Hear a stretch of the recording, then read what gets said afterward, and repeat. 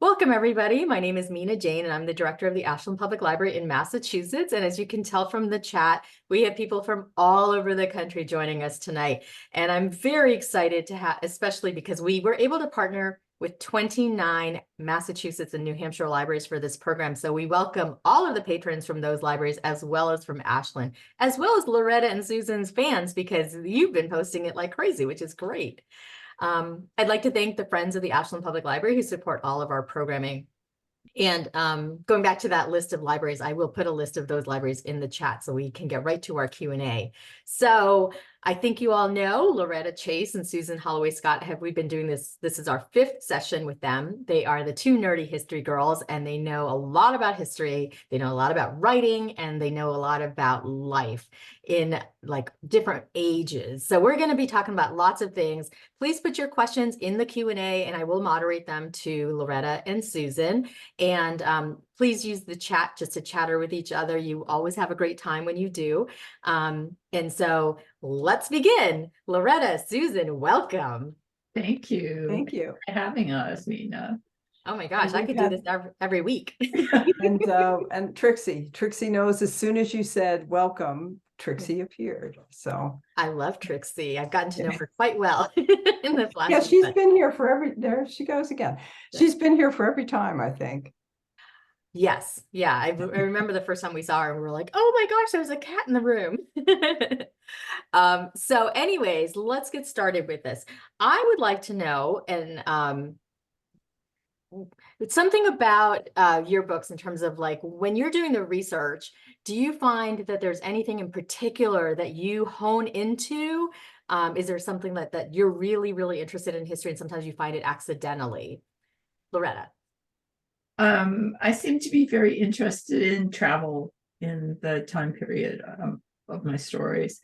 Fascinated by coaching inns and coaches and the routes that people took. And it's one of my little OCD things where I can really easily go down the rabbit hole, but I find all that incredibly fascinating.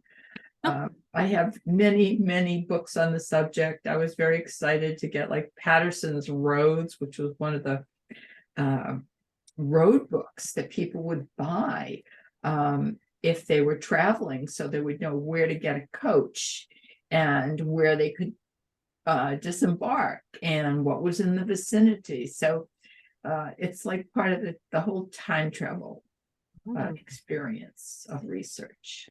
Yeah, and I would imagine a lot of those roads have changed over time as buildings have happened and things. So that snapshot would be interesting. It's really, it's kind of fascinating in England because most of the coaching roads are now like major highways. Mm-hmm. So if you're looking for, say, whatever the coaching route was to Brighton, you can pretty much find it. Things, there'll be a little bit of variation, but the coaches had variations too. Mm-hmm. So I got very excited when I just realized that, oh my God, it's still the road. Oh boy. Okay. Well, and weren't most of those, or a lot of them, on Roman roads too? Yes. Built on top of it. So it's many centuries. Oh yeah. The same path. Mm-hmm. Yes. And if they when they built the railroads, which is after the time period of mine, but they would be very close to those roads. So they're still following the same basic paths from one place to another. Amazing. Yeah. Susan, what gets you down the rabbit hole?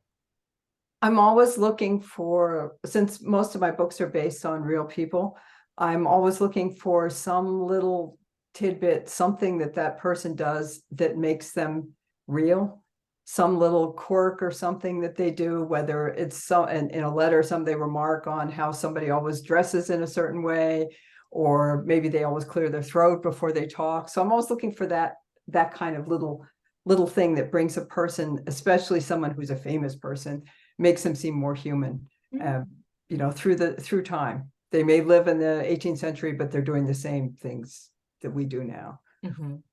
Yeah, I think that as a reader, it's always nice to get those nuggets. As Pam says, nuggets are awesome, because then we're like, ooh, they really did their research. We love it.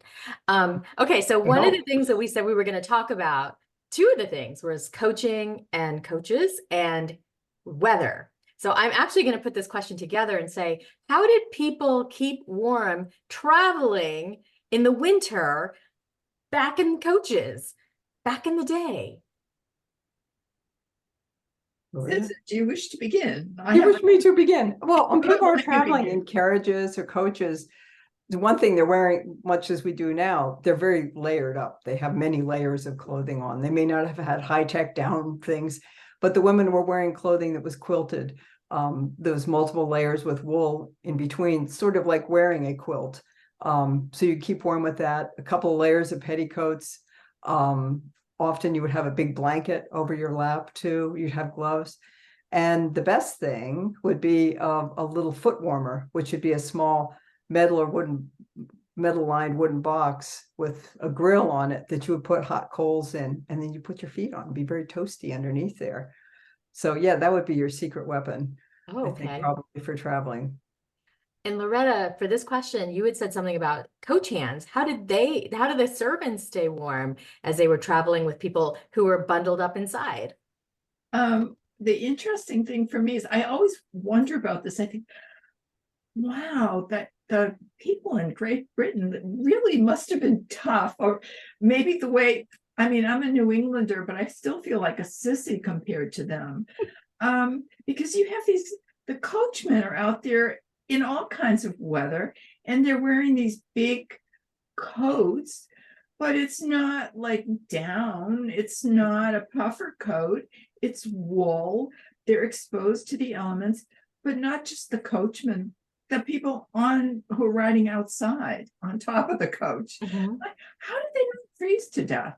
You see all these prints of them going through these big snow drifts, or And falling over into the snow drifts. falling over the snow. Like, how did they not all get frostbite? It's a mystery to me. I'm just having to guess that they were tougher individuals and more used to it, the way people who live in colder climates become more accustomed to the cold and tolerate it better than people who are in warmer climates.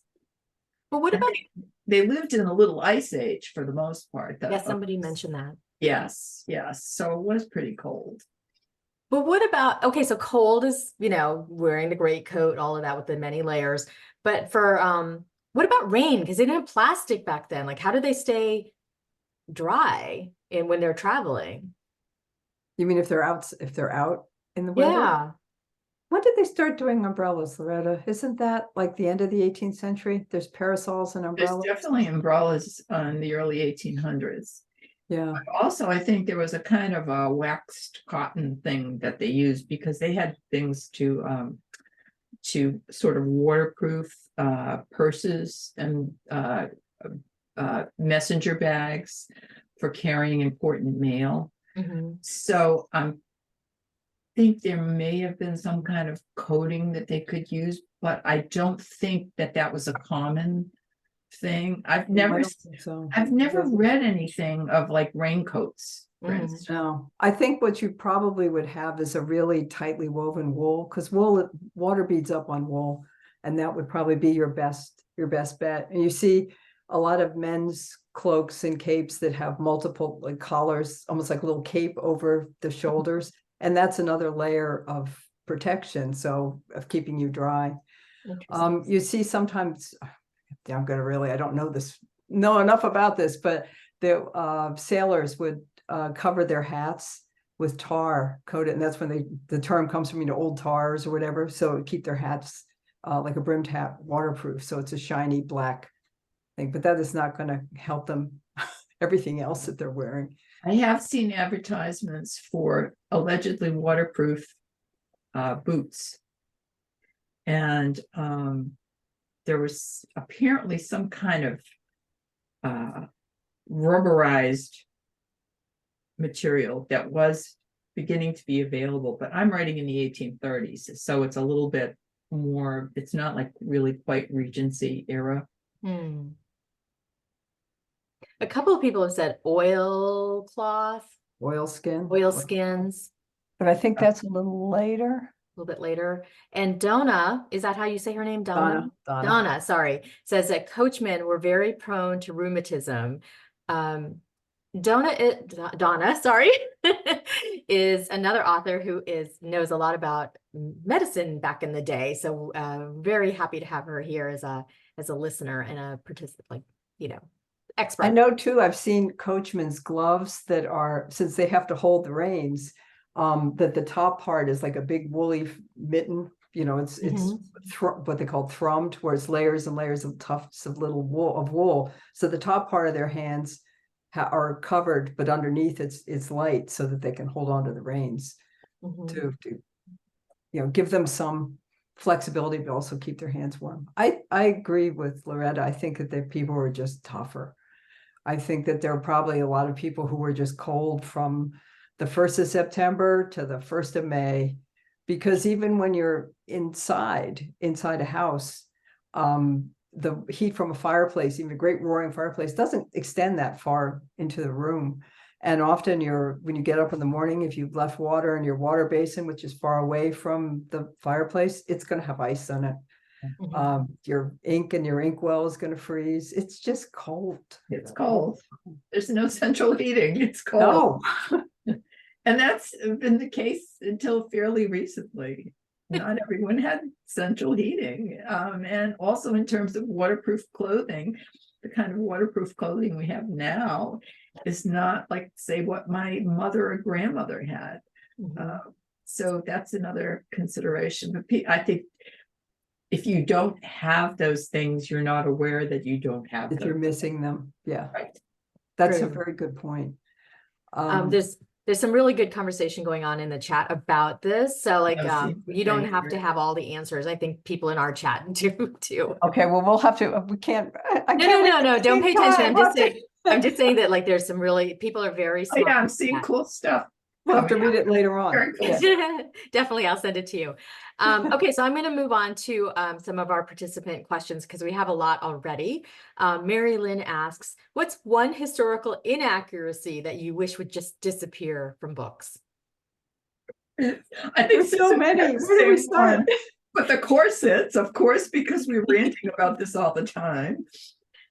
What about the corsets? What do we rant about? Oh, well, they couldn't breathe and they pulled them so tight, and everybody fainted, and there's fainting couches, and they couldn't do this and they couldn't do that.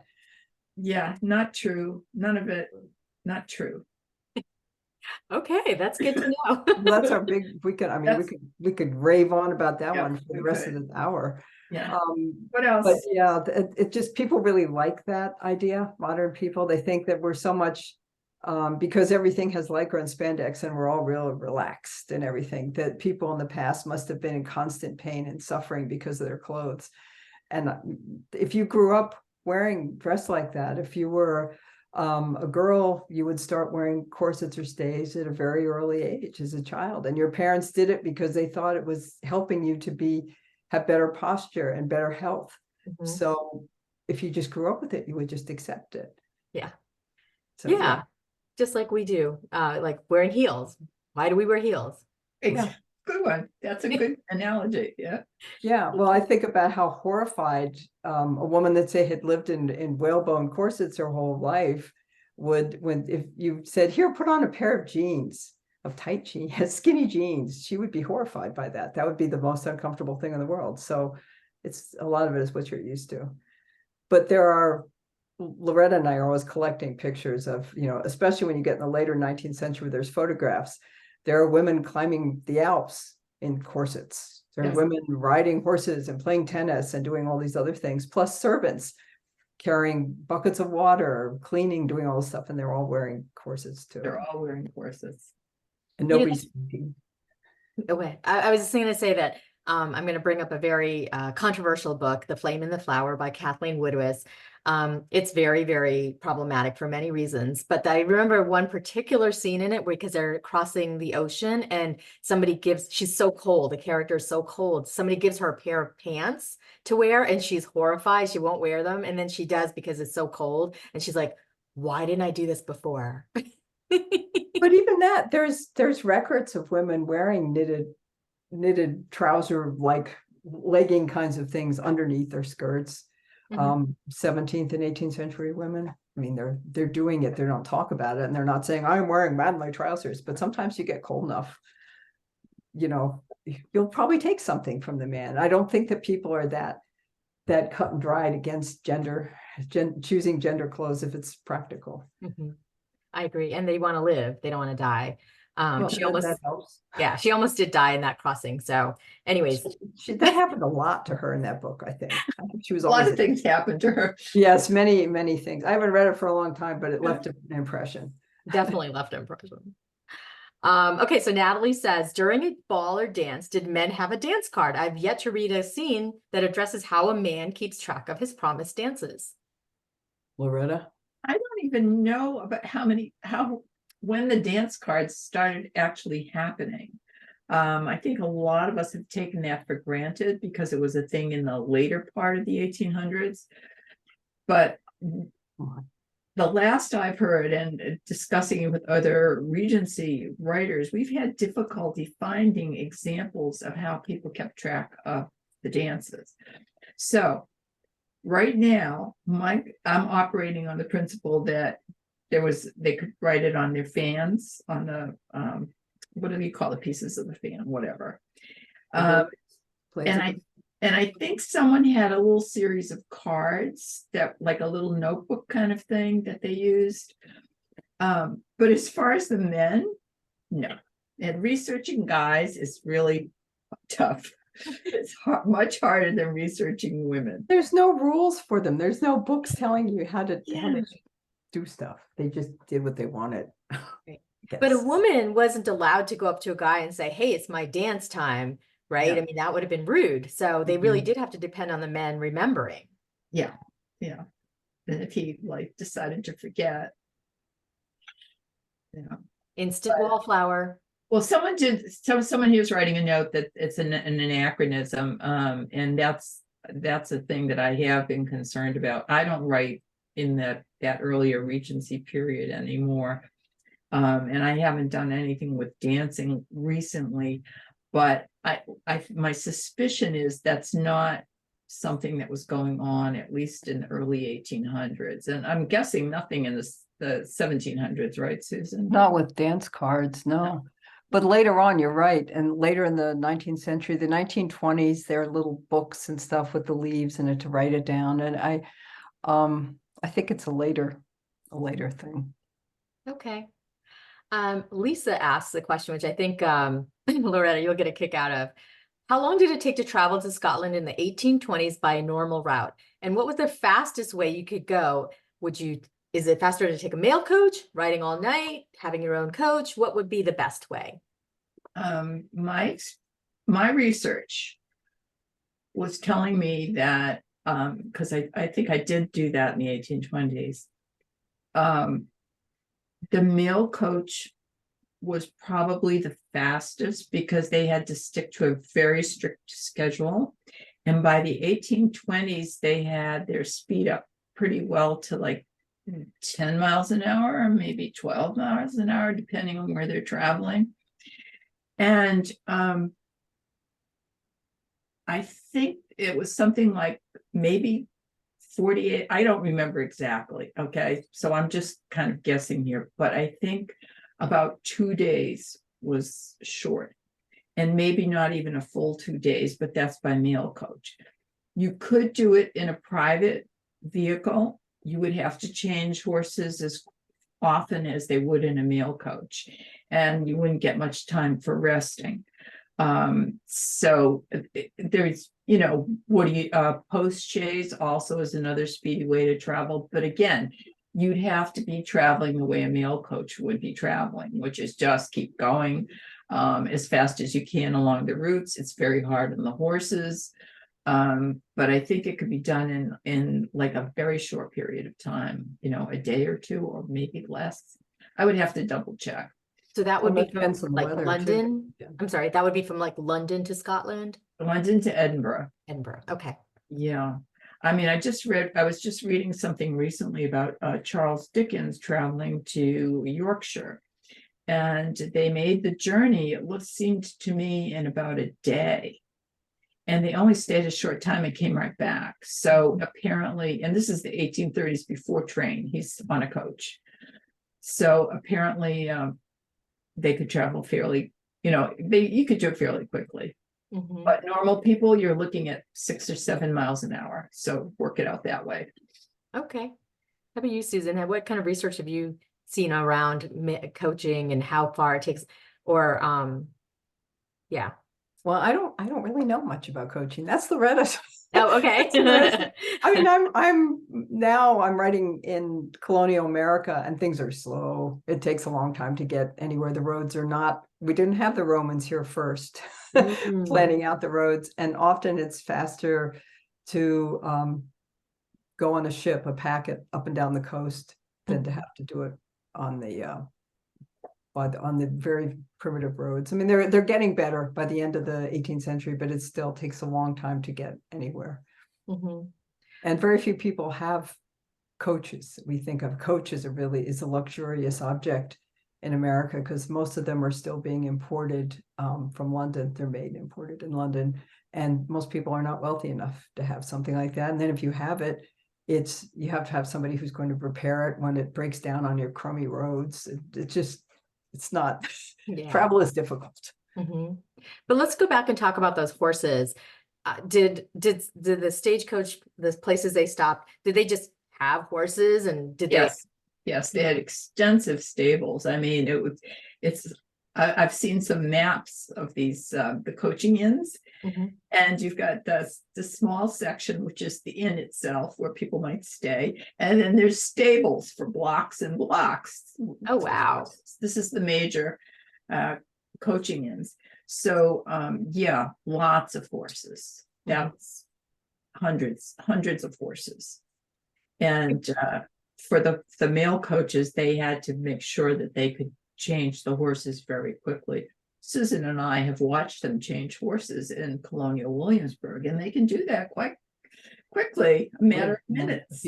Anything that seems like it would that takes so long, it's only from our perspective that it takes so long. If you do that, again, if you do it every day, and you've been doing it your whole life, and you were trained to do it, they're very fast at doing that, at making the switch. Yeah. Well, it sounds like they're the NASCAR of coaching. So it's a lot like that. The horse stands very patiently, and all these, people buzz around and fastening this and unfastening that.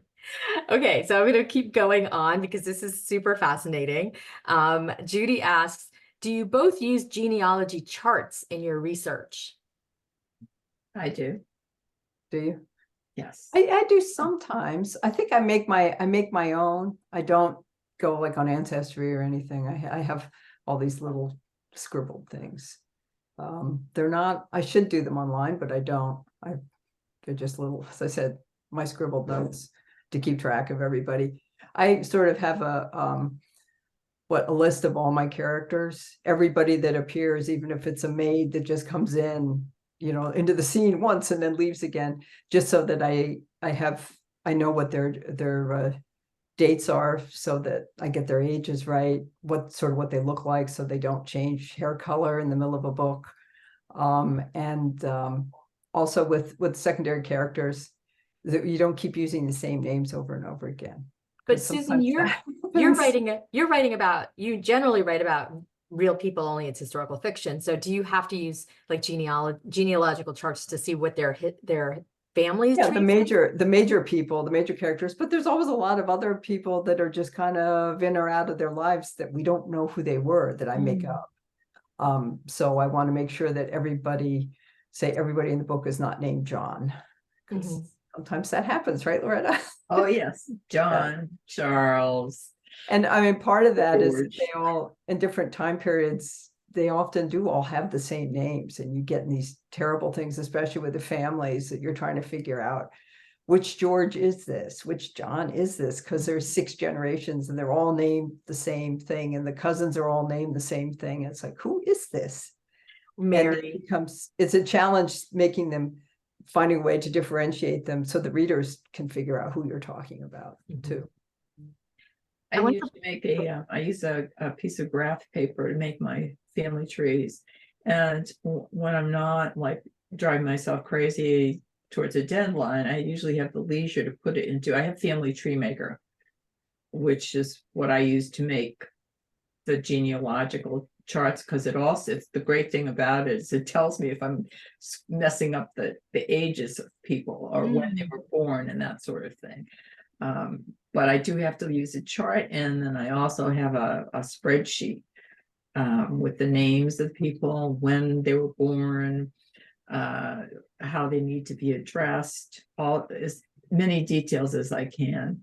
But the one thing I keep forgetting to do is adding things like eye color and hair color, which tripped me up in one book. I changed the villain's eye color between the early chapters and the later chapters. So I've had a lot of outside copy editors, the publishers reading your book and their editors read it, and they'll make a whole list of all the characters, and then they send that back to you. And sometimes you think you've been really thorough, and it's like, oh, goofed that one up, because they found some characters that you kind of forgot about when you were writing. Yeah. Interesting.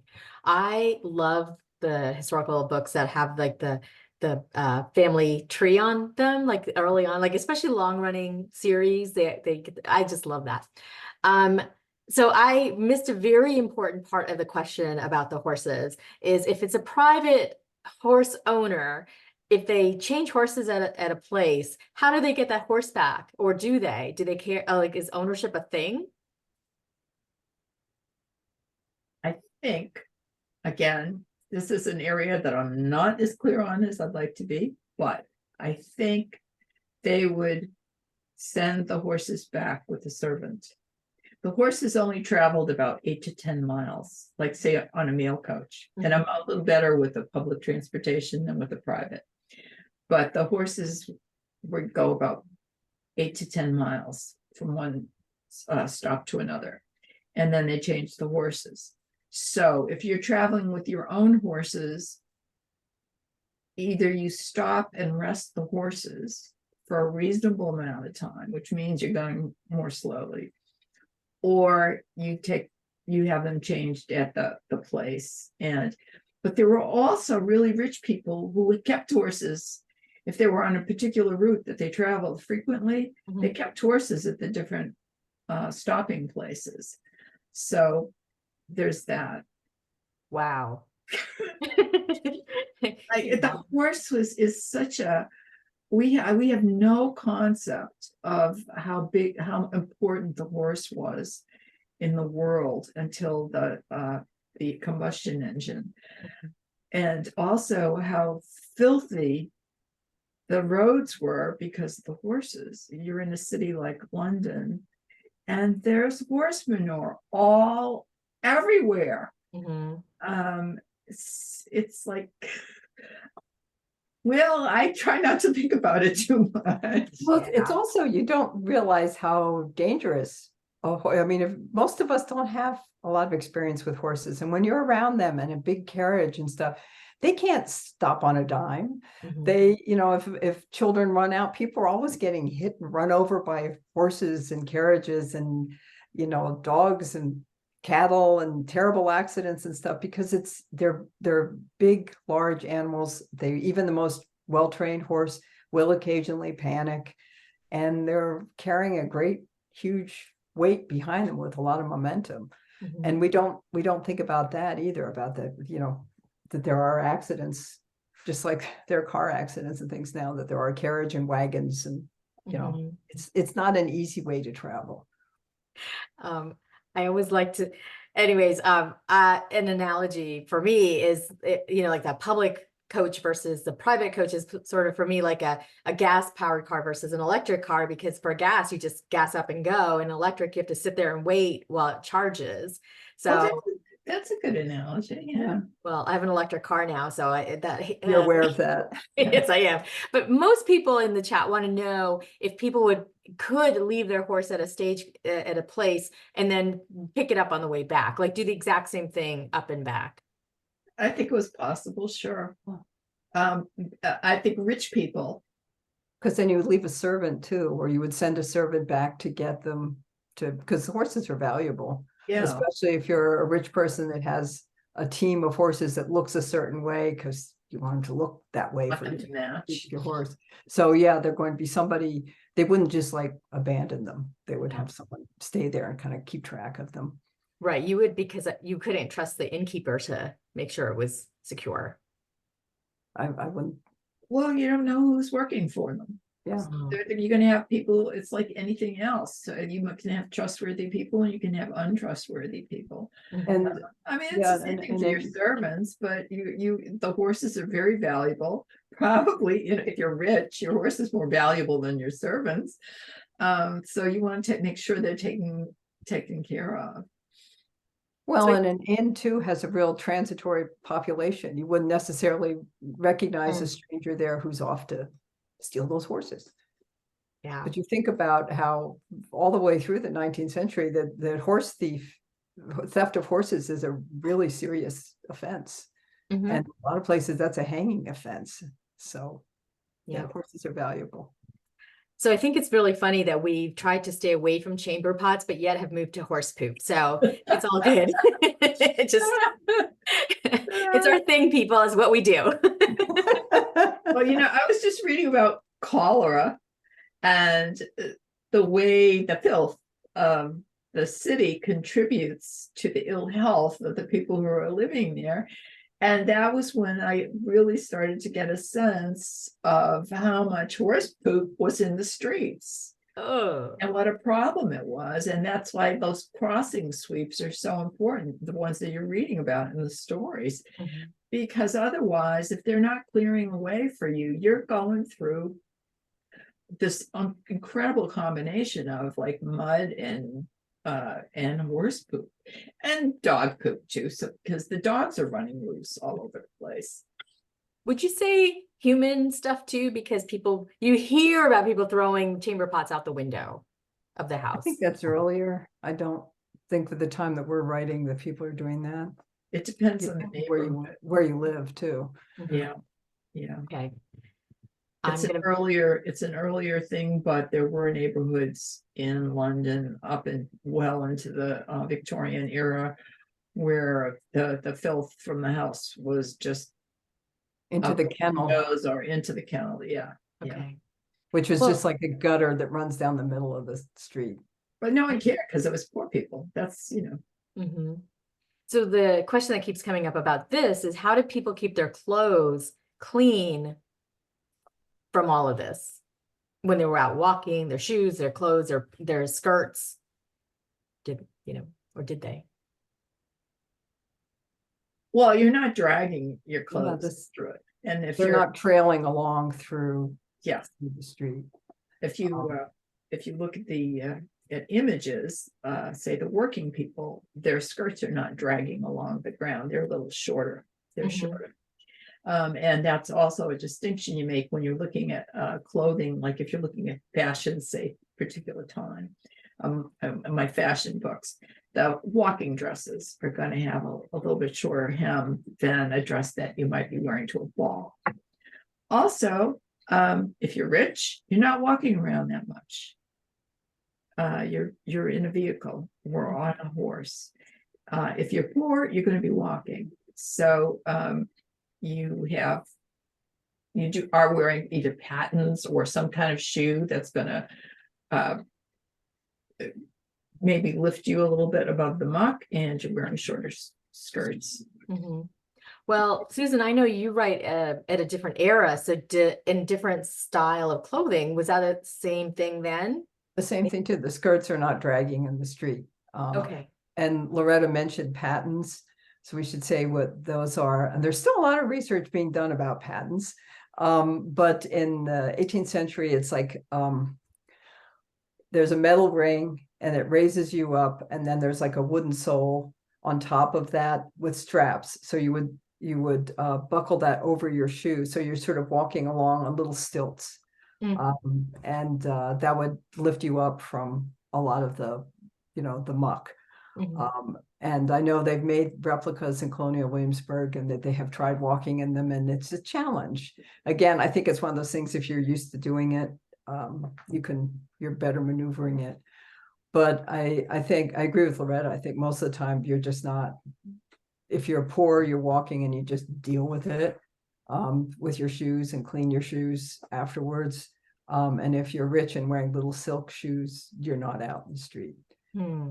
There also a lot of the skirts and petticoats will often have a thicker hem of another fabric on the inside, so that if it does kick up, it protects that your expensive fabric is protected, and you can replace that inner hem if it gets dirty. That's the part that rubs in.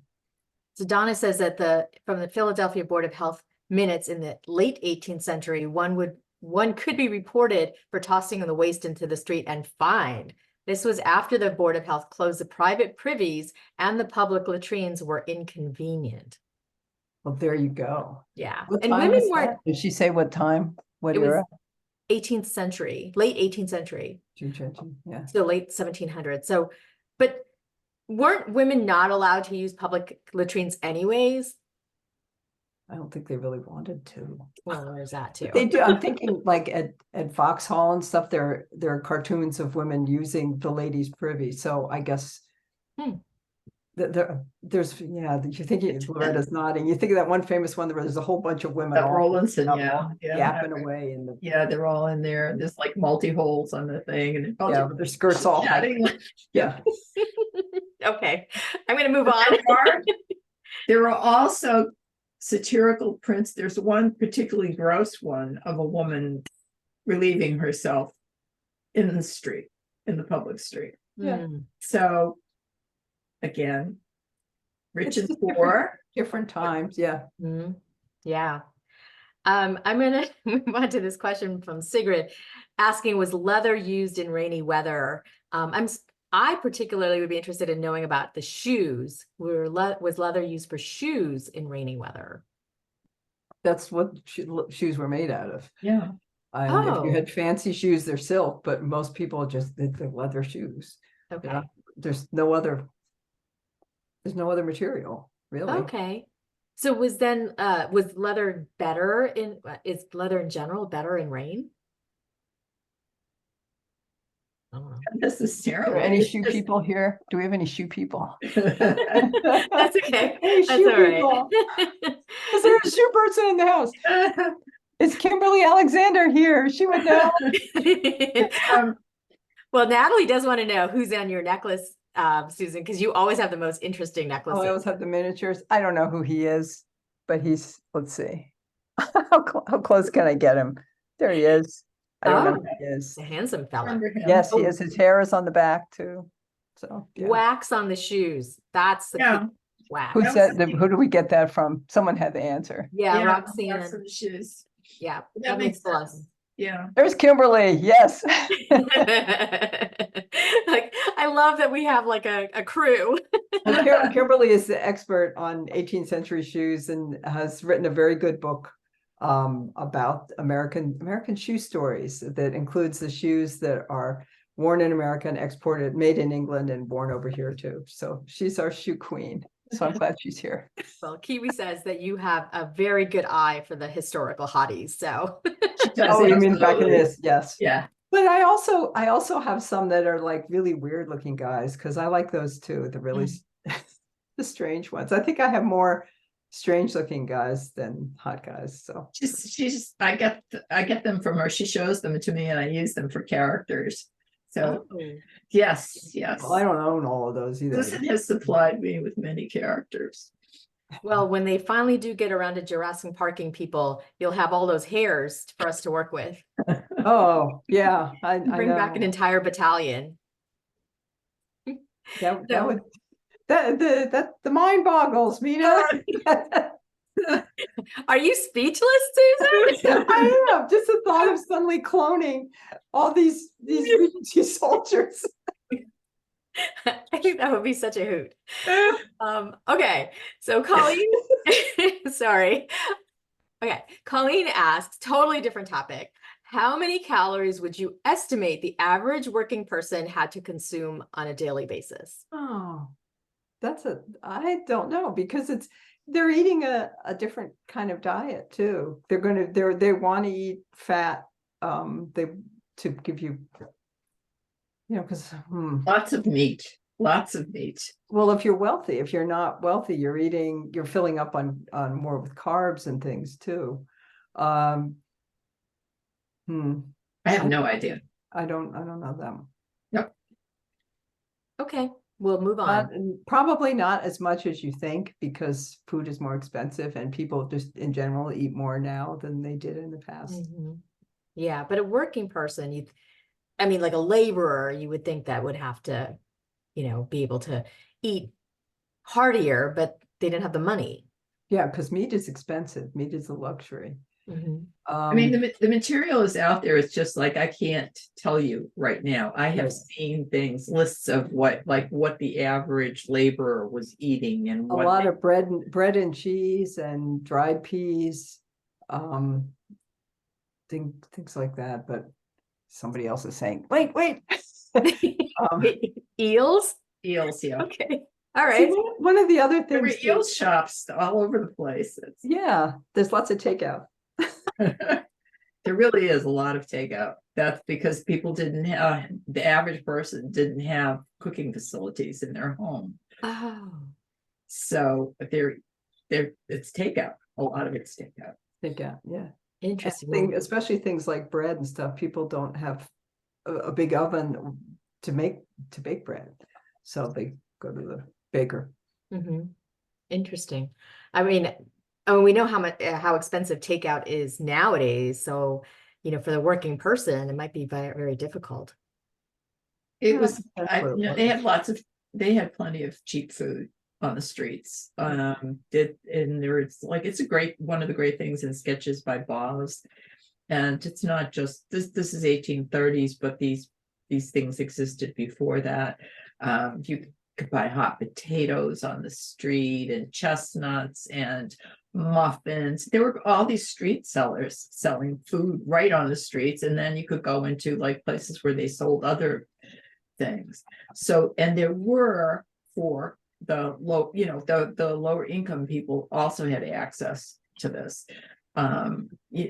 Not the quality of food that richer people are going to be eating, but it was a thing. It's just not, and it was probably more of a thing than maybe many of us grew up with, of takeout food. Mhm. Yeah, there are so many different kinds of vendors. I know, like in Philadelphia, New York, and Boston, there are oyster sellers that will, have a barrel full of oysters, and they'll just shuck it for you, and then they throw the shells in the street. But I mean, everything is just, here, we have a little tin plate, here, eat this, and then return the plate. I mean, there's a lot of that, instant fixing it for you for the customer. Wow. It actually, just a quick aside, that sounds very much like how India used to be when I used to visit back in the 80s and stuff. Lots of street vendors. They would just feed you right on the street, and it was awesome. So Kiwi says, I tend to look at how coffee, tea, and chocolate are handled in period books. I love that you two are careful about tea and teaware. What's your favorite historical food or beverage to write about? Susan? I always hear like the Jeopardy theme in the background when people ask us. I like to incorporate food. I like to go and if it's someplace where I've seen people preparing historical food, I like to try and incorporate, those different dishes. I like to read recipe books and incorporate that, and try and do that as part of the story. That maybe they're making a special cake and for a special event, and they have to save up the eggs, or they're counting the eggs, or I don't know, just sort of work it in rather than do it sort of like a red carpet listing. Today we had this, and this. I like to try and work it more into the story, make it part of the story. Mm-hmm. Yeah, it's fun. It's fun to write about food, and food is also one of those things that people can relate to. If you describe something, how it's served or how it's cooked and presented, there are going to be people say, oh yeah, that sounds like what I had there or what I had here. So, but I'm not a specific dish. Yeah, I don't have any specific dishes, and I don't. Mainly what I do is I'll have people going into taverns and chop houses, and I have a really wonderful book that came out in the like 1800 something, 07 or something like that. This man made his name was Ryland. He made a tour of London, and he listed the different eating houses, and gave a kind of, 1-star, 2-star, 3-star thing describing what was available there and what the quality of the food was. And I steal a lot from him. So when I'm looking like, okay, where are they going to have, if they need something to eat in the afternoon, where are they going to stop? So I love the chop houses, and I love the taverns, and I do put my people in them often. But in terms of a specific food, not necessarily, no. So let me turn that around a little bit and ask if there's ever, have you read about a food that you were like, oh, I would not eat that?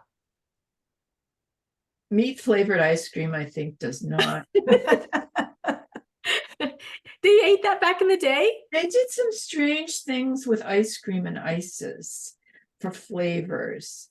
And they would use, we think of it as a dessert and it'd be sweet, but they had other ways of looking at it. So it might be, meat flavored or a vegetable flavor. And so that doesn't appeal to me very much. Yeah, I agree. Are you okay, Susan? Yeah, no, I just sneeze. And eels, if I don't know I'm eating them, that's fine. But but the thought of an eel is just kind of repulsive to me. And it was really popular. And there still are eel pie shops, I think, in London. There's a place called Eel Pie Island near Richmond. Well, It's one of those things. I don't eat meat, so any of the meat stuff is like, oh. And I have to remember too that people are much more, they're not as sentimental about animals as we are in general. So that they're used to saying, bring in that chicken, whack off its head, here it is for dinner, kind of thing than we are now. Loretta talking about the eels. So, but the eels would still be alive in the bucket, and you pick out your eel, and then they would skin it for you, and just like, yeah, not for me. No, I guess they'd wonder what we think about lobster, like throwing it in the pot live. Oh, they love lobster. It was cheap food. Yeah, that was. Isn't it famously supposedly served in prisons and stuff in New England because it was really cheap? Yeah, there is that. Yeah. What about I think this came up in the chat, but I'm not positive. Was there food that you said that meats were really expensive, but like were there things that the aristocrats just would not eat because it was considered common food? Yeah, they probably were, but I can't think what it is right now. Okay. And sometimes things that were common, some people just liked. I mean, it might have been George Washington famously ate a kind of pancake that was made out of cornmeal, which is like the lowest, of unrefined flour and everything. But he ate the cornmeal cakes every day, so they were just his thing. So yeah, I mean, that's like some people swear by ballpark franks, mystery meat things that or they love to eat at fast food things. So it's just taste. Right. Robin asks a really interesting question, going back to travel. How well did the common folk know about routes and where they led in the colonies? But I'm also interested in that in the where you were writing about Loretta. But I'm thinking more about like how prevalent were maps? Was it easy for just regular people to get maps of their areas? Susan, was that even a thing in the colonies? There are maps, but I'm thinking that they're primarily for like military things, for displaying, showing that here's our colony. I don't think of them as someone's probably going to correct me in this because I'm not sure. I don't think of them as like roads. They're maps of roads. Like I need a way to get from Lancaster to Philadelphia. I don't think that there are maps in the 18th century to do that. I think you just have to sort of know you follow this route. That somebody will tell me. Someone will say, no, you don't know what you're talking about. But I can't remember seeing them. There weren't that many roads though, right? It wasn't like now where we have all these like tributaries. There was like a road to Dover or a road to Oh, Washington. no, there were lots of roads. Oh, you're talking about the But US. in America, there's Yeah, not. yeah. In England, different story, lots and lots and lots of roads. Okay. And I have pictures of maps, and I would love to get my hands. Well, I think I found one online that going back to the 1700s. They would fold out and show you the route from one place to another. And they were small, so it would be something that someone could carry with them. So this is not a tome that you would expect to see in like some rich person's house, but it could be some middle-class person traveling would have that kind of a map with them. And that goes into that definitely goes into the 1800s. And that book that I was telling you about, which has all the routes, the coaching routes. I'm not sure how many people would own that particular volume, but there were tons and tons of maps and guides available for tourists in England. Yeah, I'm always envious when you and I have talked about that, because you can pick out what your inns are, what the whole route is on those long folding maps. Yeah. So Susan, would you say that people in the colonies probably didn't travel that much because they're moving around. They seem to be moving around quite a bit. I'm always kind of amazed at me. I mean, it's the same way now. There's some people who don't ever leave, 3 miles from their home. And there would be people who would tend to stay in their area. But I think especially wealthy people were going to visit people in other colonies and other cities. You think about all the men that were in the Continental Congress, stuff, they all came from all up and down the coast and convened in Philadelphia. So yeah, people did travel. Somebody in the chat asked if that was, they depended on their coachmen to know the routes, and how would they know? Are you talking? Talking to you, Loretta? Or either, yeah. Well, of course, yeah. Sure, if you're rich, you've got a coachman. You don't have to worry about what the route is to such and such place. That's the coachman's job. Well, and I think that each stop, if somebody says, like, if you stop at one inn, the word of mouth would say, you better go off, veer somewhere else, avoid this, the bridge washed out in the last storm, it's not there anymore, go in a different direction. So I think there would be a lot of back and forth, just sort of the oral warnings and things. Are you saying that they actually stop for directions? Well, they would stop to change horses and use the privy and get something to eat. So I'm sure that they were talking about that. But they probably wouldn't just stop for directions, unless they might. I could see them stopping and asking if the weather is bad, or if they know that there's like something happening up above, they might stop and ask somebody who's passing by, or ask a farmer. Yeah. So, have you observed? Yeah, they weren't going to be getting weather reports, which is why you see all these paintings of like coaches stuck in a snowdrift or toppled over into a snowdrift, because they didn't know what they were getting into. They just had to drive, and the storm would suddenly come upon them. Well, you think about the storm yesterday, where there's all this coastal flooding and stuff. You could be saying have gone on a particular road forever and ever, and then you went yesterday and it was washed out and gone. You don't know. You don't have GPS to tell you. No, I guess we're kind of lucky, maybe. Anyways, there were still a lot of questions about how people got their horses back when they traveled. So I think you answered them, but I just we just only have 5 more minutes. And if anybody did not get their question answered about the horses, let me know now. One question from Joydita is, did the house servants eat leftovers from their employers? Not necessarily, no. No. It would depend on the household. But they would have certain allotments of food in the household, and certain allotment of meat and milk and beer, whatever. So not necessarily leftovers, but the very lowliest of the servants would not get the same level of food as, say, the butler and the housekeeper.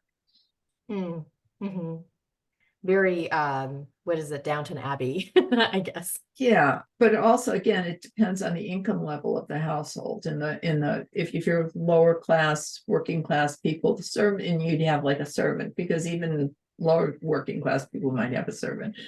That person might be eating the scraps because that's all there was. There wasn't that much food to begin with. Mm-hmm.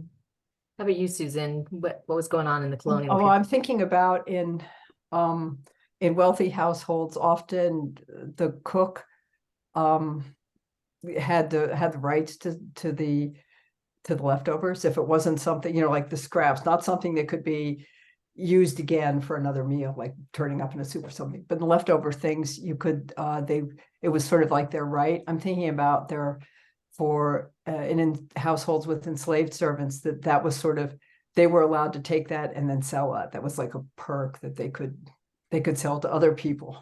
Mm-hmm. So yeah, I'm thinking about, but Uh, yeah, so I think that's more, you could eat it, but on the other hand, there's other times where they're saying, I'm going to whip them if they eat my food. So it probably varied a lot from household to household. It's another one of those, it depends. I Yeah. know. Well, is there a difference between somebody who has servants who come in daily or servants that live in? Are they obligated to give food to people that live in? Pretty much. Yeah, I guess. I mean, yeah. Again, I think it's one of those things, like it's going to vary from, who's a kind person, who's going to do that, who's not going to expect their servants or expect them to bring food. I don't know. If you want your servants to stay, that's you're going to try to treat them well, if you want the loyalty, because they really, we have the sense of the old retainers, they stay for decades and decades and decades. That's not really the case. They moved on. There's a lot of turnover in the households. So, and they also, a household will get a reputation that this place is good, nice, treats the servants well, and this one doesn't. So unless someone's really desperate, if it's not a good situation, they're going to leave. You're going to leave, yeah. There is a lot of turnover. I think that's one of those things that's been romanticized, that people love their masters and they're so loyal to their mistresses, and there is a lot of turnover from both sides. They're dismissed too. People, I don't like it. I don't like the look of him. I think he's stealing, and they're just turned out. So there's not a lot of job security. That whole thing about we're part of the family. It's like not really. Okay. We just have another minute, so I want to say I'm going to ask one last travel question, but I make a comment about the turned over coaches in the snow and all. I always thought that was just a trope, because that's how you get a couple who needs to like spend the night in one bed, yeah. at an inn, right? So, but apparently it was a true thing. Like coaches turned over in the snow. There's lots of pictures, lots of drawings of that, because it's very dramatic. People flying out. All right, so it wasn't just a trope. All right. And lots of accidents too. I mean, they would just crash into one another, or topple over into the ditch. They're going too fast. The coachman's drunk, whatever. That happened all the time. Yeah. Oh my goodness. Okay, so Mary Lynn's last question. She'd asked how riding in a well-sprung coach was like. Was it truly comfortable? No, we've ridden on the road. Right. Yeah, Loretta and I have. It's not that great. It's not like the car. I mean, part of it is the wheels are they're not, you don't have rubber tires. They're iron-bound wooden rings. So even with springs, it's still not, you feel everything. And I think after a long whole day being in the carriage, you would be really sore. Yeah. Right. Even if you're just traveling around London, the roads change. Some of them are going to be have cobblestone kinds of things, and some of them are going to have these other big kinds of stones, and some of them are going to be made out of wood, and some are just going to be kind of dirt. So it's just going from one place to another. It could be kind of a bumpy ride. Yeah, and But on the other hand, it's an improvement from what they had earlier, Mhm. because you're starting to, they're actually putting something down on the roads. You're getting, the roads are being macadamized, and that makes for travel like out of town more comfortable than it was. Mhm. But the that, seats themselves are just boards with a, you know, if you have a luxury carriage, it's going to have upholstery and everything, but it's still not, it's not like a fancy car seat now. It's, yeah, and you had said that in the colonial, the roads were just so bad. It doesn't matter how well sprung your car, Right. you know, carriage is. no, and your wheels are always breaking, and you're breaking axles and you're breaking spokes, and then you get stuck at a terrible end for days on end while they're trying to fix it. And yeah, there's a lot of Deep that. ruts in the road, and Mhm. yeah, filled with water, and you don't know how deep it is, and it's it was exciting to travel in those days. It sounds it. Okay. I will take your word for that. But thank you so much for this talk. I had no idea we would dig into travel, and You just never know where we'll go, right? you just really don't. I mean, we even talked about Jurassic Park, so you know, I mean, it really goes anywhere. You talked about that, Mina. I will be bringing that up again, maybe next time, because I think it was fascinating. That's funny. But thank you. We have decided on our next date for this, for the two nerdy history girls on June 17th. I will send that out to everybody with a registration link later today or tomorrow. Loretta, Susan, thank you so much. This is always fabulous. And Well, thank you for having us. And I hope that Yeah. do you keep track of all the chats? Okay. I'll Because I send know there's good stuff in there I want to read. Me too. Okay, yeah, I'll send it to you afterwards. And you would, if you're interested in seeing Loretta in person, she's going to be at our RomCon on May 18th, Saturday, May 18th. So if you live in the area, come and meet her. Otherwise, we'll see you in June. Have a wonderful night, everybody. And thank you for joining us. Thank you. Bye-bye. Thank you. Good night. Good night, everyone.